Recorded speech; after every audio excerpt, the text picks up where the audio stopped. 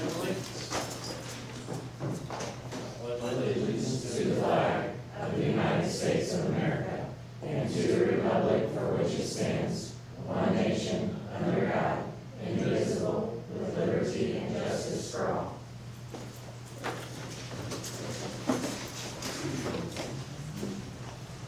I need approval of the agenda.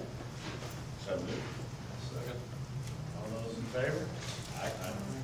All those opposed? Agenda's approved. Any patron comments? Nope. No patron comments. On to the consent agenda.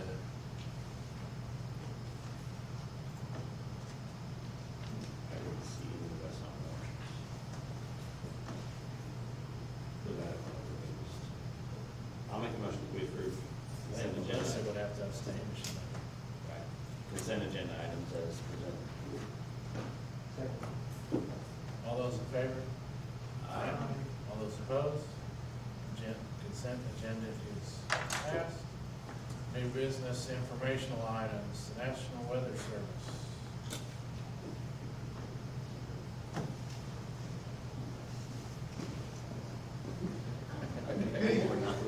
Good evening. I want to stand off to the side, that way I can kind of address everybody. Tonight, Christine with the National Weather Service out of Paducah is here. Back in November of 2024, I attended one of her weather briefings for the winter season. And while talking to her and things, we found out that the school district could be applied for and work with them to become school Storm-ready support. storm-ready support.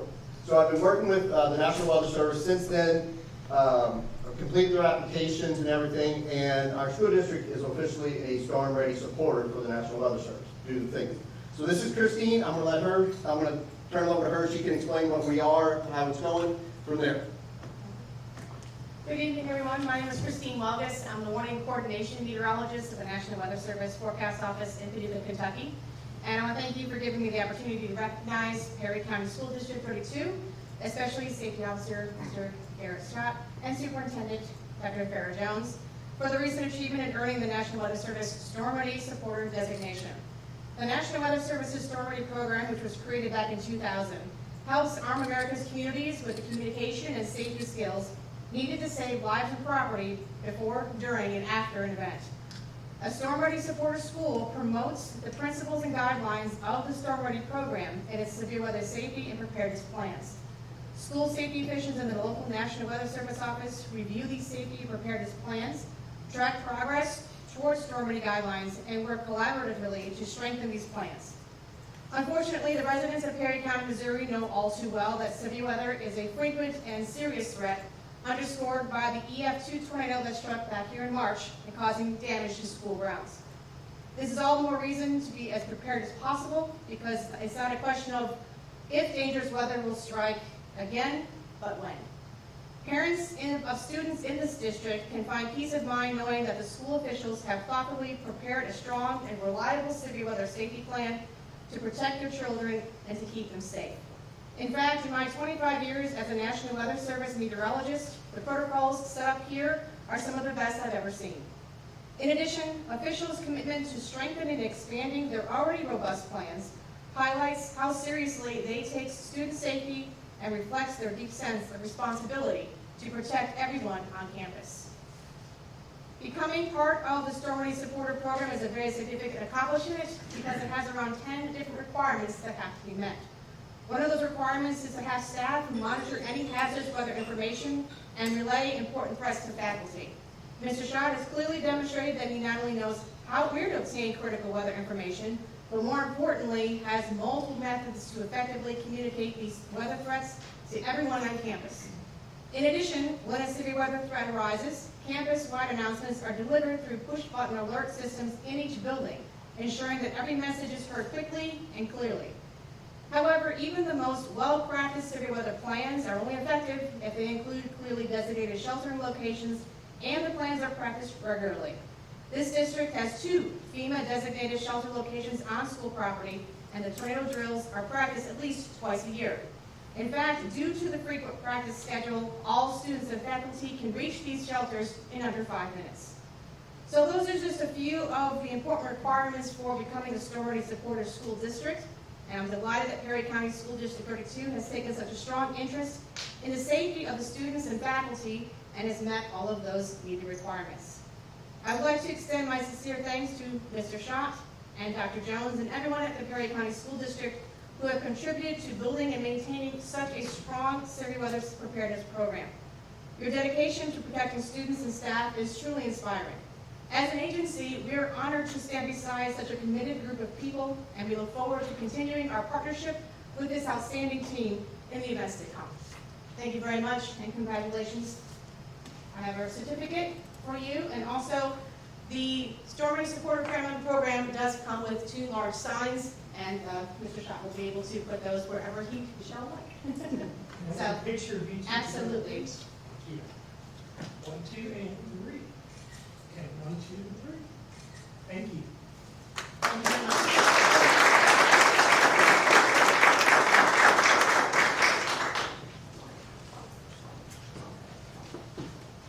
Very good. Up to the storm recovery update. So we had a very detailed storm recovery update at the most recent board meeting last Friday morning. Our construction manager and our architect and several other of our construction team managers were there to provide an update to the board. Because they were here just most recently doing that, they're not here this evening for that. But we're gonna leave this as a placeholder on every board agenda going forward.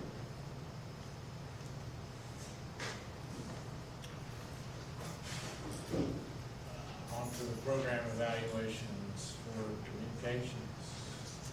So we have 3 that we are presenting to you all. If you remember last year, all of our program evals, we put them all together and provided them to the board for review for several weeks. And if you all had any questions, then we pulled those out individually. We thought that it would put a little more focus on these this year if we would add just a few at each board meeting for your review. The 3 of these are connected to Ms. Kate Martin, who will be transitioning into a new position for the next start of the school year. And so she wanted to get those done as quickly as possible so that her replacement person wouldn't have that task ahead of them right off the bat. So if you have any questions, if you would like to study these and call us with any clarification, we would be happy to provide that for you all. And can also continue to keep them on the agenda as needed if you feel necessary.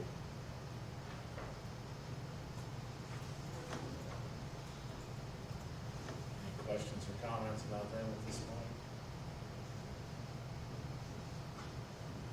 Okay, Jones, it looks like there's a lot of work in there, obviously.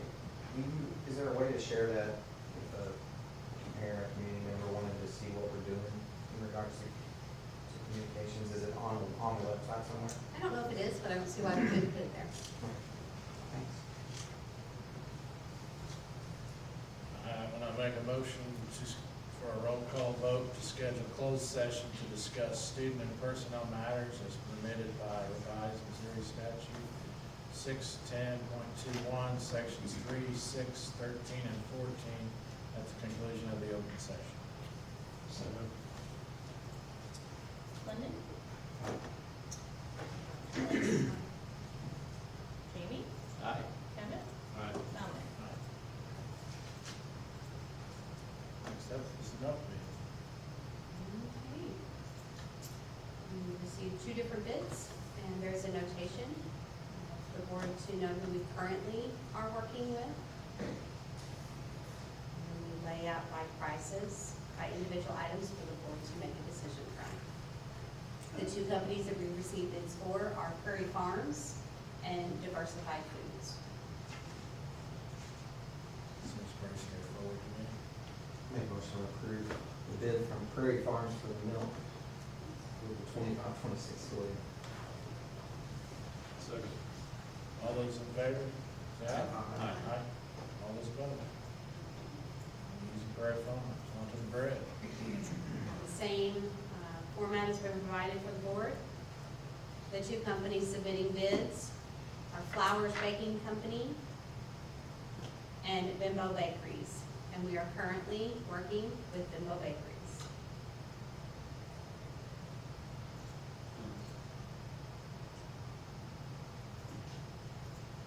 Make a motion to approve the bid from Bimbo Bakeries favor? Aye. All those opposed? We're using them both. Food and other supplies. So this was a bit of a challenge for Miss Debbie and Miss Julie because there were over 800 items that went out to bid for food. So they chose to provide samples out of those 800 items from the two different companies who submitted bids so that you could see a comparison. We are currently with both Gold Star and US Foods, and Debbie is here to answer any questions that you would have. She has gone through all 800 individual products to see which company has the best items, and that company has been highlighted for you in the bid sheet. The two companies are Gold Star and US Foods. Now, if we're currently using both Gold Star and US Foods, is it gonna be easier for you to go strictly to Gold Star, or do you want us to approve two? I would rather do both because we've done just the one before, and like 2 weeks before school started, they decided they didn't want to go with, Right. to provide, so I would really rather have both of them, Okay. so there's always, back up in case something would happen. So do we just need to approve one as the primary, What I'll do is go through and, whoever's cheapest? I'll pick what's cheapest, but it still allows me to be able to order from the other one if I need it. I just, will get the better price with them, and there's of course some items that Gold Star has that US Food doesn't have, or that US Food has that Gold Star doesn't have. Ms. Bayer, Yes. I used to do school bids for a food company. I was always up against 5 or 6 people. I'm always surprised. You only have 2 that are interested in participating? We reached out, I go through a company called Interflex Bid Advantage, and we invited, Cisco, and, of course, I can't think of the other one. There was Performance.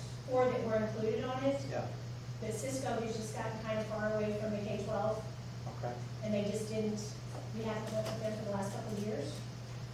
And Kuna was the other one, and they're kind of working towards K-12, but they also did not, when we did reach out to them, they just did not reply. It's always surprising to me. Yeah. I don't understand that. Okay. I move the board to accept Gold Star and US Foods as food providers in the cafeteria for 2016. Second. All those in favor? Aye. All those opposed? Motion carries. Gas and diesel. We provided the bid tab sheet for you to show the companies that we reached out to. And only one of the 6 companies submitted a bid. We also indicated who we currently are working with. We can provide that information for you all. Any idea at all why the current one wouldn't I, submit a bid?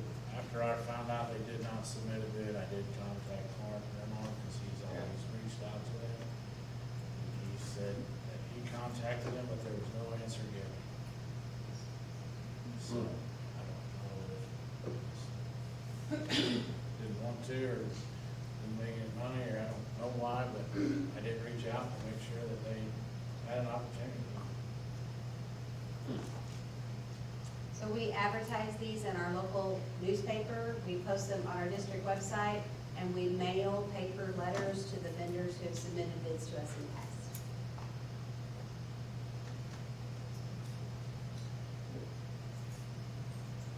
Ms. Bayer, what was, we only have one to look at. Would that impact your budget more based on where Don Powell was at? Because our memory's not good on where we were before. I don't think so. They're typically also close. MFA we had for multiple years before, and then we had switched to someone out of Cape, and then Don Heil last year. But So you remember service being well with MFA? yes, yes.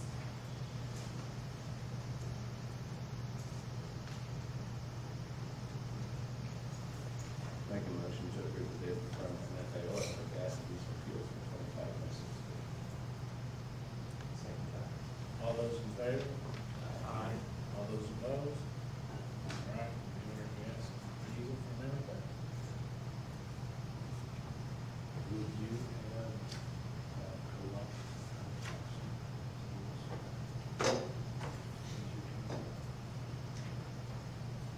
Jackson. Bid notification list for next year. That's really, Yeah. see,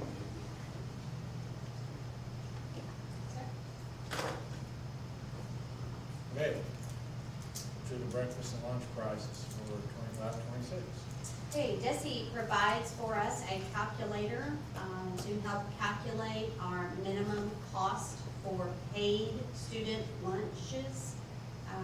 The idea behind that is the district is required to provide sufficient funds to cover the cost of those paid lunches so that we do not get into a position where the free and reduced reimbursements that we receive subsidize that program. So there's a calculator that goes in gives an estimate of what we should be charging for paid lunches.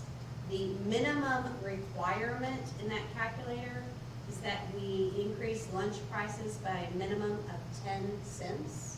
Our calculator came out just a little hair higher than that, but it will be our recommendation that we go with the minimum 10-cent increase, and that still meets all of the state's minimum requirements. And breakfast would stay the same. Breakfast can stay the same. So that proposes for the 25-26 school year that student lunches K through 5 paid would be $3.55.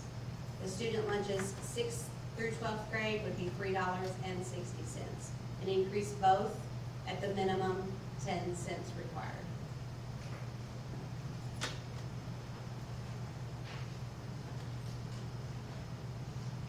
Make a motion to approve the breakfast and lunch prices as presented for the 25-26.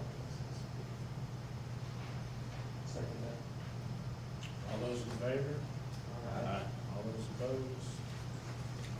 Set. Instructional materials, HMH into math.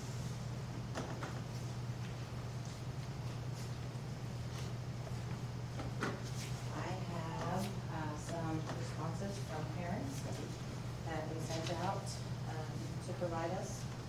I'm going to share those with you. Thank you. Side facing up is HMH. The back has iReady.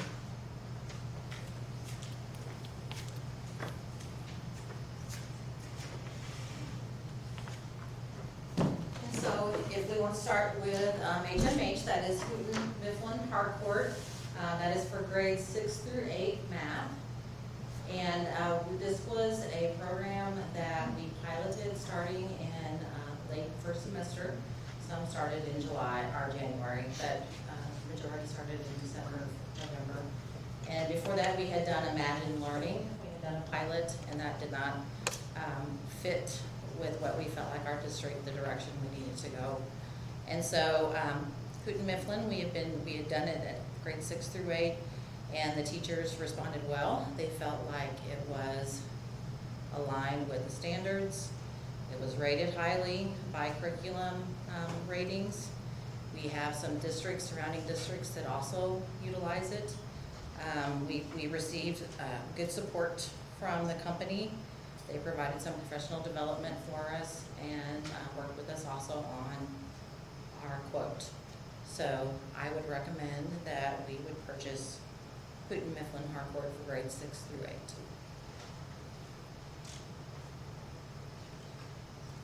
Okay. Yes, sir. So these 12 parents, were they able to just have access, or do you have materials that you gave them to look at, or how that work? Those were just parents of our students. We sent home and asked for, solicited feedback. And this was following the open house that we had last month.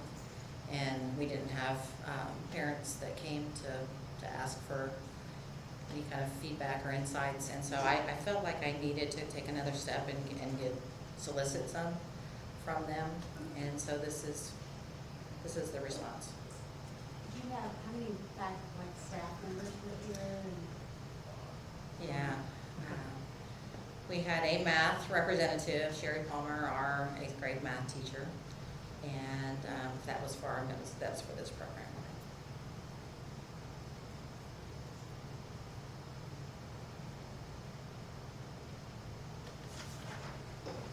Probably speaking out of ignorance here, but I hear Greg Tang math a lot. Does it go to this grade level? It does Those not. These resources? teachers have not been trained in Greg Tang, So that's high school only? K-5. Oh, it's K-5, so. Yeah. You- Did the teacher leaders feel like that meshed well with those strategies? Actually, yes.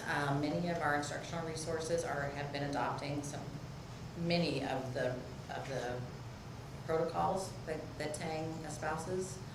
They just don't call it Greg Tang. And yes, we feel like it meshes well with that.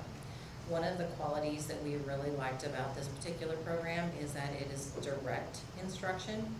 And the other one that we looked at was very open-ended, much more like almost student-led. We did not feel like that was the best for our students. We felt like we needed much more direct, specific instruction from our teachers. And the next one, the iReady math, you're proposing is going to replace Greg Tang. It will not replace it. Okay. We will continue to use the methodologies that Greg Tang has taught us. Primarily, his program truly is more of a supplemental program. He's been trying to develop like almost a textbook and a full program, but it didn't have the robustness that we needed from it. But the philosophy behind it, many of the same strategies are in iReady. So we feel confident those will mesh well. I can speak to iReady since we're talking about that as well. We began that pilot in January, and the reason why we started to look for that is because we have not been seeing the results from Greg Tang over the last 4 to 5 years. We felt like it was time for us to look for something that would provide us a little bit more just across the board materials for our teachers and for our students and families. And so we also did an exploratory process of looking into programs. We looked at curriculum ratings, and iReady is the one that our teachers wanted to work with. And so we began that pilot, also expecting to do another pilot. And once we got into it, they fell in love with it, and we continued with it for the remainder of the year. They saw growth, and I did not bring that data with me, but Dr. Dill could speak to it too, but we saw growth just with the few teachers who piloted that program. So I feel confident in recommending it as well. For this age of students, is there a lot of, is it more textbook based or device based? It is a combination. We primarily use paper-based materials. They are student consumables. At the older level, there are textbooks. And by consumables, it's basically workbooks that we get each year that the kids can write in, and the teachers have their own materials. We have just found that moving away from a focus on electronic devices, a lot of research is telling us that that's the best move for our students. It's not that we don't utilize them, we do, but not to the same extent that I think we sort of moved into in 2013, 2014 with the one-to-one push that happened. There's still a place for them, but they are not our sole way of providing instruction. In either of these programs, is there, for an engaged parent, we always want to engage more parents, do you feel like there was ways to incorporate them into the learning besides just the worksheets? I think what we heard from our parents, and that we only had 3 parents respond to the survey, but our elementary and primary teachers talk to their parents fairly frequently, and the responses that they got were that that there was much more engagement from the parent side because they understood it a little better. The materials were clearer for them to help their children with. And I guess I should also state, at the elementary level and the primary level, we don't give a lot of homework at those levels. And so it's not like back in our day when we sat at the table and we were working on math problems, all night long. There is some practice, and especially with fact fluency, you have to learn the facts. And that kind of thing is what we work on mostly at home. But they do still get the work, and it still comes home to them. Any other questions? This looks like a big investment.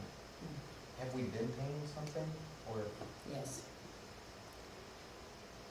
are we at the end of that? Yeah, so You said what we have so. been paying, so for example, Tang Math was different for each year, but it was mainly professional development. We did have access to his online platform, and that total was anywhere from 20 to 30,000 per year. For Less K-5. strategy, more strategies for the teacher, less Yes. for instructional materials. He was wonderful for our teachers. It provided some great strategies to our teachers over that period of time.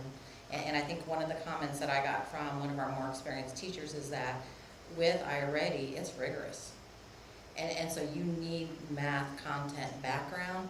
Greg Tang has provided much of that for our elementary teachers over the past several years. Many of the same strategies are utilized in this program. Now, the other good thing about iReady that I do want to bring up is that is also the diagnostic that we are going to be using instead of NWEA at the K-5 level. And so those two will mesh very well. I think when I was in there at their demonstration last week, they said that iReady also runs more closely to the map than the current program, so that it should prepare better for map tests. I think so. I do think we saw our NWEA scores also did some alignment as well. But I feel like the iReady questions are probably more like our map questions are, just based on what I have seen and experienced. They look very similar. So would you add this to Tang or place? We would no longer continue our contract with Greg, and, which, is sad to see, but we have to be wise with our resources. And so we would take what we know, utilize our math coaches at that level to continue to teach those strategies. Okay. The new teachers is still, They would still get that. I feel like in the past year, what I saw in our professional learning communities during the day was much more of those math coaches working with the teachers with strategies and methods and bringing that more to the forefront. Greg, we met with 5 or 6 times a year. Those teachers, those coaches can be in a PLC every week. So it's kind of like training our own to do similar things. more strategies you have. Better off. Absolutely. And I think all of our teachers would say, this is not a break with Tang Math because we disagree with it at all. It's because we feel like we need to add to it and expand on it. You need to add the student resources. Absolutely. Sound like we're missing. And also so that, and for what the parents need as well. Yeah, it was mostly an online program. Did you have some peer schools that are using those? iReady is heavily used in the Southeast District. Yeah. Southeast region, I should say. HMH, not as much. I will tell you, once you get to the middle school level, you get a wide variety of math programs being used. And many who are doing what we were doing, which is making it our own. So, but it is very common. If you probably may have heard of Houghton Mifflin Harcourt. It's a pretty common, well-known company. This is a 5-year commitment for both programs. And so at the 5th year from now, we would look at, we continue or do we review and look for These something different? prices, that includes all of the student material for 5 years. Yes, We pay that up front, or as we go? we pay it up front.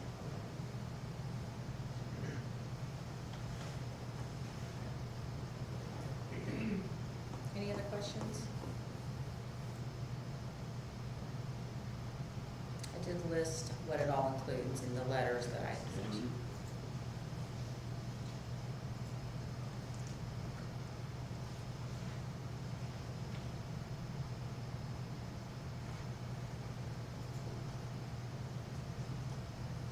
I'll make a motion to approve the purchase of instructional materials from HMH Math and iReady Classroom Mathematics for the 25 classes. All those, I'm sorry, Lisa. Second. All those in favor? Aye. All those opposed? All right. moving Thank on. you very much, and I speak on behalf of our teachers, they appreciate this very much as well. Pretty excited about it. At the They last are, meeting. they are very excited. Thank you. Okay, on the budget, the final numbers are not in, so we're going to have to wait and reschedule that to set the budget for next year. We kind of briefly talked about June the 25th, which is a Wednesday.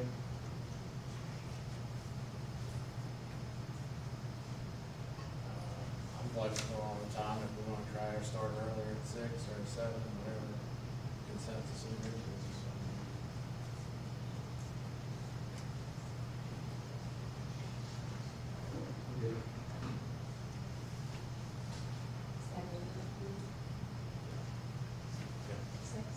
June 25th at 6.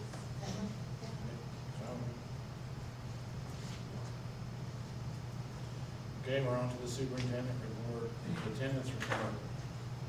Oh, man, you got a lot of kids this morning. We've provided you with a copy of second semester and also for overall for the school year. As we did at last month's meeting, we have the primary center first, followed by elementary, middle school, high school first. Numbers are pretty consistent with what we had last month, so entertain any questions. Next month we'll be looking at our attendance and procedures, what we're gonna do with attendance there, changing it up a little bit, but we'll present that to you guys, gals, at the next week. Lots of hard work by these folks here in the audience to make that happen, and chasing those kiddos around and getting them in school, so. Any attendance questions? What we see highlighted is average daily, not 90 for 90. Is that correct? Right. Are our numbers for 90/90 not good? We have still not, with the Infinite Campus, how they figure that, we still haven't determined what the program is on, where that's at. And to be quite frank, I'm not sure Desi even knows how that 90/90 is calculated, so.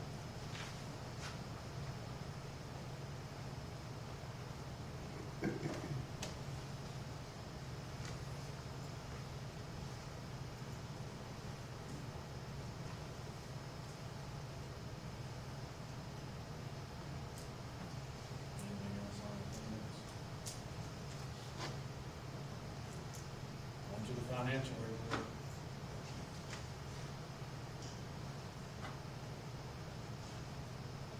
Right.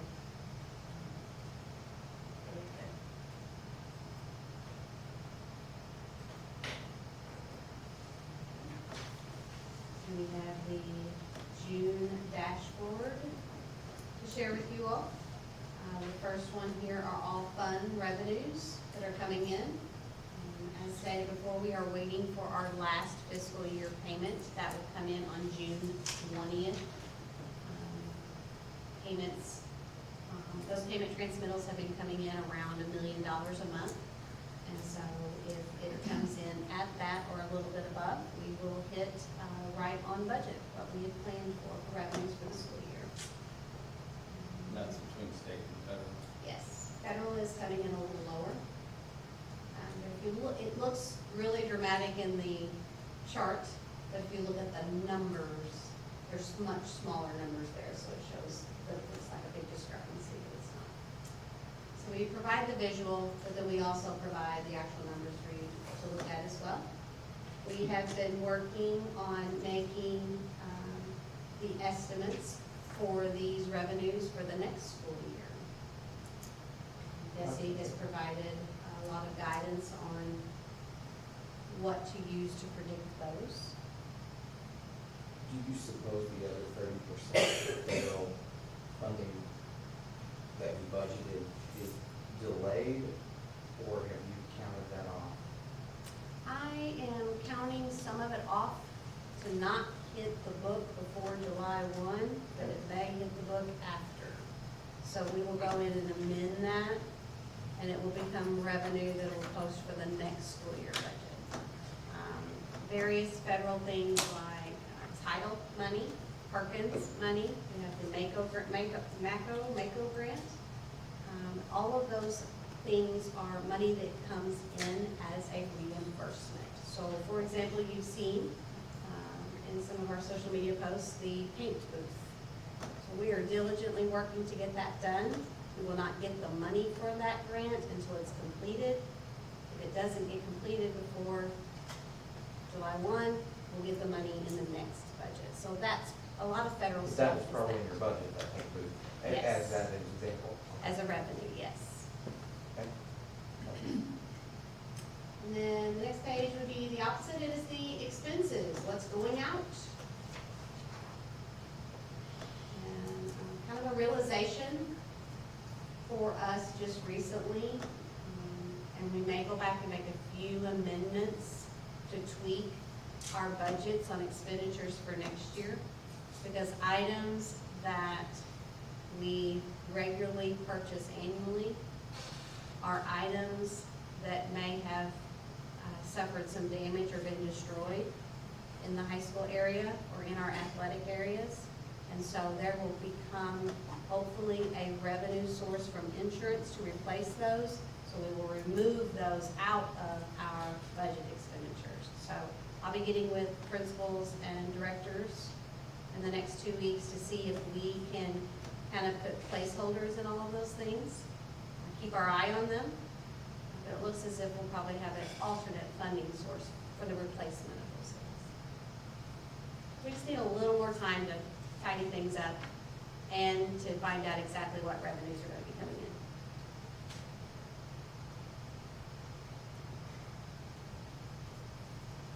Looks to be a very comparable scenario as far as fund balance, that type of thing, compared to last year.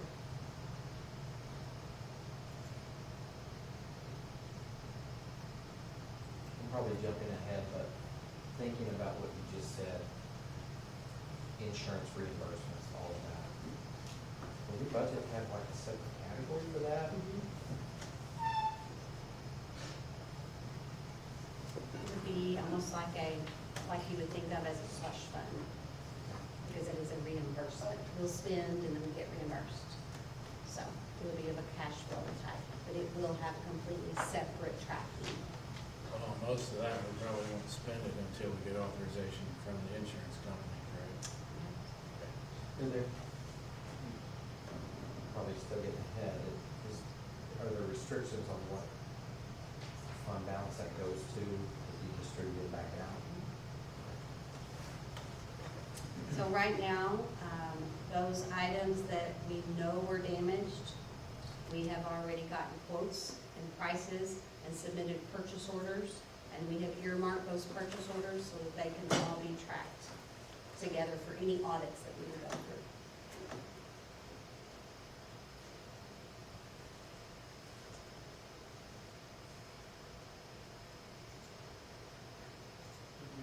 But you would still have the same budget items for the regular, the yearly expenses, It'll look very similar. except for the slush fund.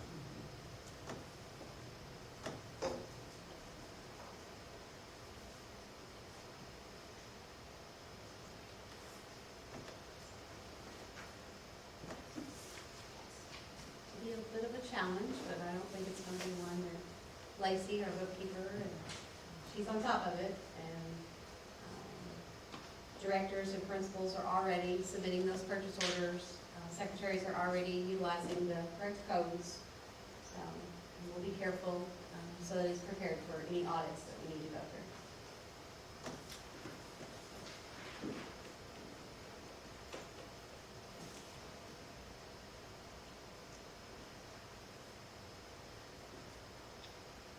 Any other questions or comments about the financial report?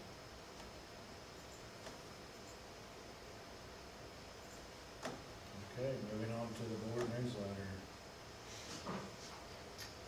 We have a list of dates for you all. Even though it's summertime, there's still a lot going on.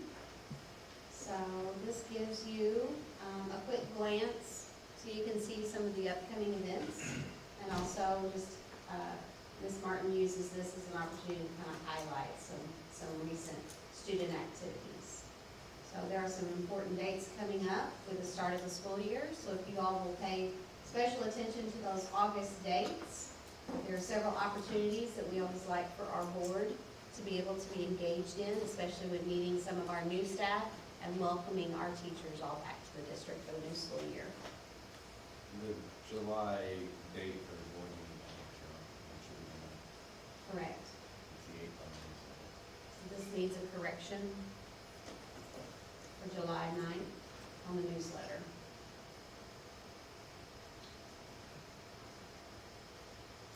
We'll ask for you. And the extra meetings for June aren't on there, but I think I'll send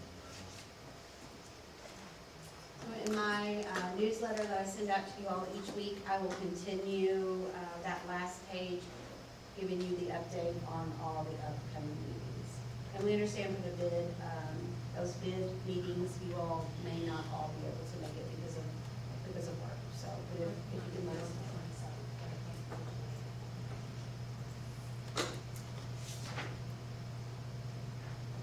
20th is yes. I'm sorry. 20th is yes. 27th no. Jamie, aren't you out for the 27th? I am at the 27th.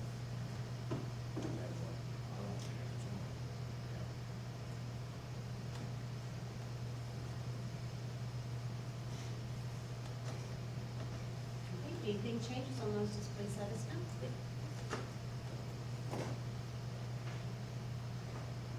Okay, let's do the spotlight on Special Olympics.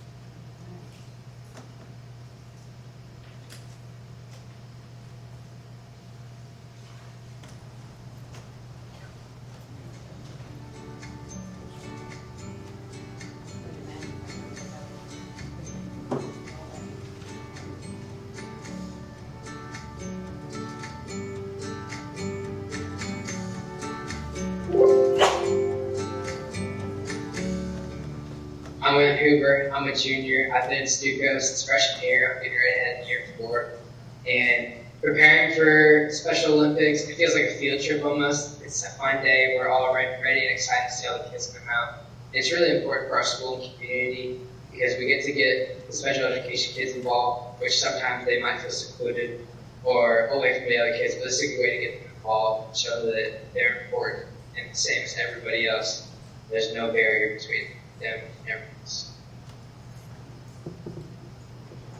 I'm Grace Burley. I'm a junior in high school. This is my 3rd, going to be my 4th year in Stuco. And Special Olympics, as Waylon said, is like a field trip. It's such a happy day leading up to it. My committee makes signs for all the kids just to make them feel extra special and not as distant from the high school because it's very different culture since they are in a different building. So getting them involved with us and getting to have fun with us all day is really special to see the smiles. Their smiles just grow when they get to hang out with their people. It's like when people come together in a community like the tornado. It's like everyone is there for them. It's so special to see how the teachers interact with everybody because they see the kids every day, but they don't see them interact with others. And it's just a good way for them to get more social time in with other kids. It's really pretty to see. I think it helps Obviously, the special education students get more involved, but if they're with our high school students and we're seeing how they are, we tend to take things for granted, and it just brings us joy seeing them too. So if the special education students are around our high schoolers more, or in terms of the Special Olympics that day where we are, I think it brings us all joy seeing how happy they are. My cousin has Down syndrome, and they know nothing but joy. So like us, everyone's negative in their life. So seeing them just be nothing but positive, and they are going through something, they've been dealing with this their whole life, and it's just really like we could always look at the better things in life going forward. So.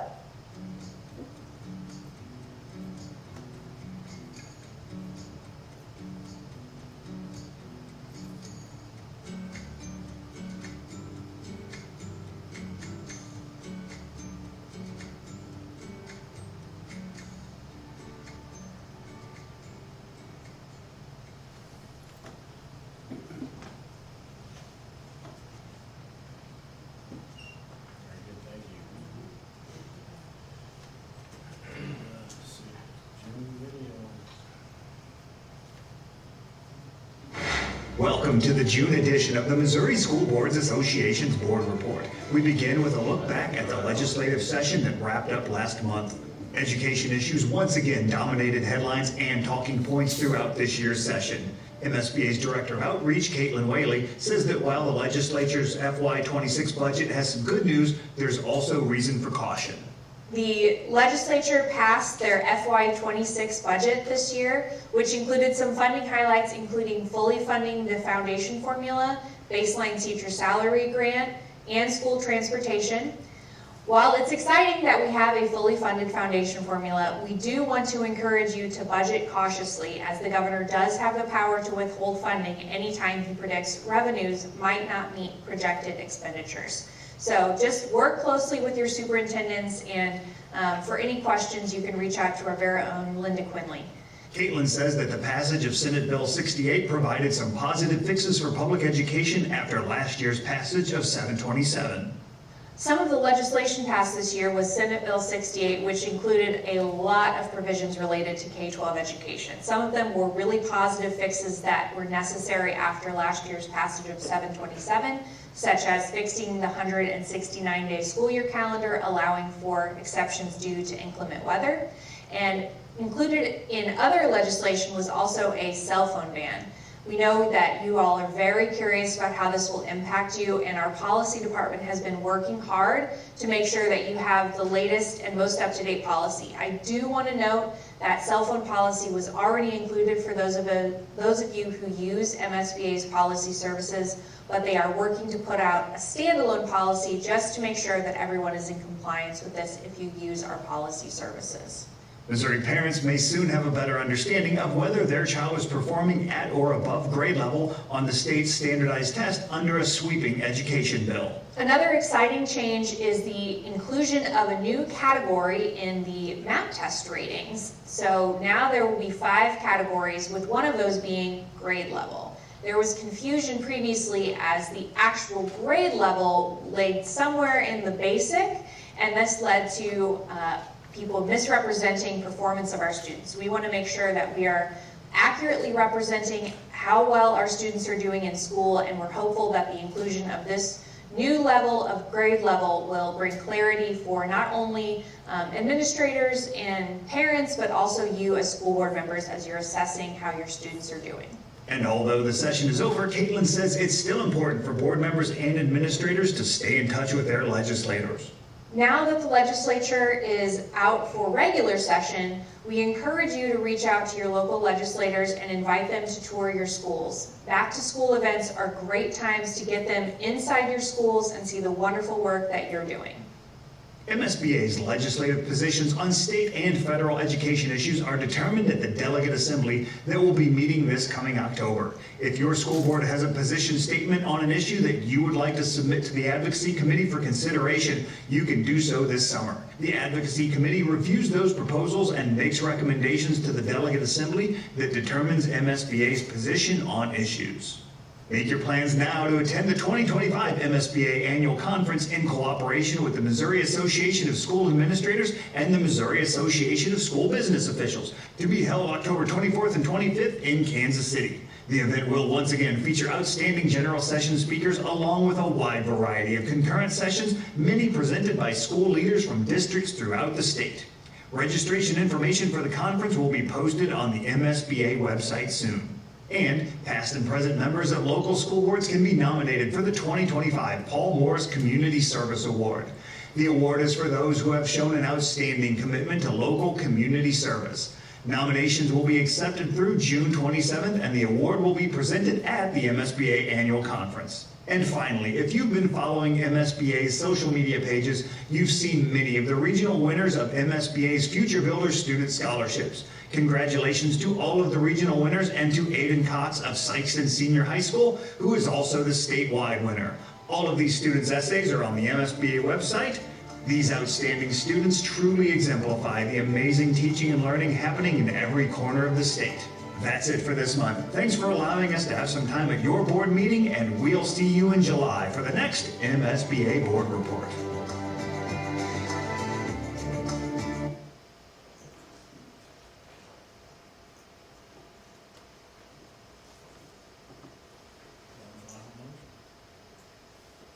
Make a motion to adjourn open session. Second. All those in favor? Aye. All those opposed? We're closed. Thank you.